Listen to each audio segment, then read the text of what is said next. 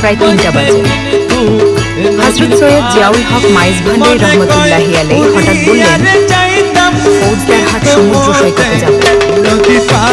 সঙ্গে থাকা সফর সঙ্গী বিস্মিত হয়ে জিজ্ঞেস করলেন, এত রাতে সমুদ্র সৈকতে যাবেন কেন?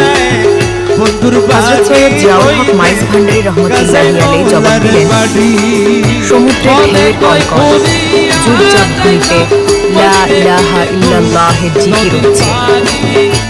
আমি আজ খোয়াজ খিজির আলাইহিস সালামের জিকির শুনব। শুকরিয়া শুকরিয়া। একথা বলেই তিনি ফৌজদারহাট সমুদ্র সৈকতের দিকে রওনা হয়ে গেলেন। তখন ঠান্ডা বাতাস বইছে। সমুদ্রে পৌঁছে হযরত সৈয়দ জিয়াউল হক মাইজ ভান্ডারী রহমতুল্লাহি আলাইহি চলে যেতে লাগলেন গভীর সমুদ্রের দিকে।